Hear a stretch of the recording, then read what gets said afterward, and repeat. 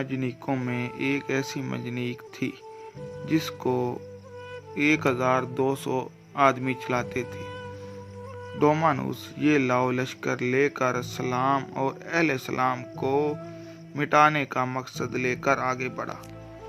इसको अपनी ताकत पर इतना घमंड था कि फतह से पहले ही इस्लामी इलाके इसने अपने बतरीकों को जहांगीर में देने का ऐलान कर दिया, हत्ता कि बगदाद भी एक बतरीक के नाम कर दिया। इनका प्रोग्राम ये था कि जब इराक और खुरासान के इलाके फतह हो जाएंगे तो वो यकबारगी हमला करके शाम के इलाके मुसलमानों से वापस लेंगे। वो ये सोच रहे थे और तकदीर हंस रही थी। अल-परसलान और रूमी फौजों का आमना सामना अल-जोह के मुकाम पर बुध के रोज हुआ। रूमी फौजों की कसरत तादाद को देखकर अल-परसलान कुछ परेशान हुआ, लेकिन फिकिया अबू नसर मोहम्मद बिन अब्दुल मालिक बुखारी ने इनको हौसला दिया और कहा, सुल्तान मोहतरम जुमा शरीफ के रोज जब खुतबा जुमा के खुतबे पढ़ रहे होंगे और मुजाहिदीन के लिए दुआ मांग रहे होंगे और ऐन इस वक्त दुश्मन पर हमला कर दें, अल्लाह करीम मुसलमानों की दुआओं के फैल सुल्तान को फतह अता फरमाएगा।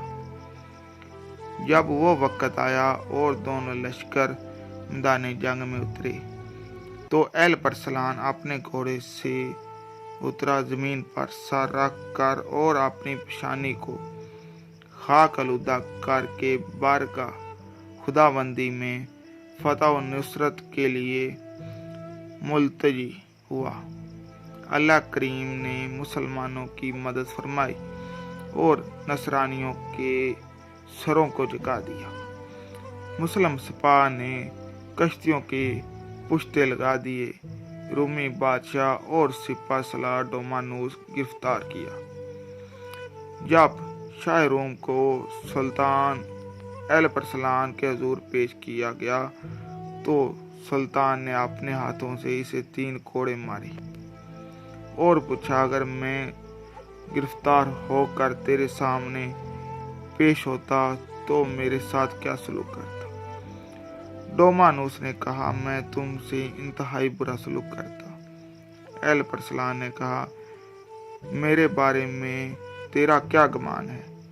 डोमानुस बोला, या तो मुझे कत्ल कर देगा या अपने मुल्क में मेरी तशहीर करेगा या माफ कर देगा या फिर फिदिया लेकर रिहा करेगा। अल-परसलान ने कहा, मेरा इरादा ये है कि तुझे को माफ कर दूं और फिदिया लेकर छोड़ दूं। लिहाजा सुल्तान ने इससे 15 लाख अशरफियां लेकर इसे आज़ाद कर दिया। जब डोमानुस रवाना होने लगा तो सुल्तान ने इसे पीने के लिए मशरूब दिया। वो सुल्तान के इस नेक सलूक से बहुत मुतासर हुआ, जमीन बोस हुआ।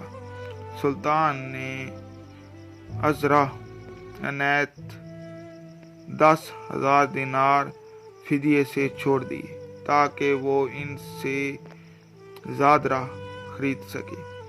खुद इसकी पेशवाई के लिए दूर तक चला। गिरफ्तार शुदा बतरीकों की एक जमात को आज़ाद करके बादशाह के साथ रवाना कर दिया ताकि वो तन्हा सफ़र ना करे। इन तमाम नवाज शाद के अलावा अपनी तरफ से एक महफूज दस्ता भी इनके साथ भेज दिया था ताकि कोई नुकसान ना पहुंचाए। इस महफूज दस्ते के पास एक झंडा था जिस पर कलमा तैयब लिखा हुआ था।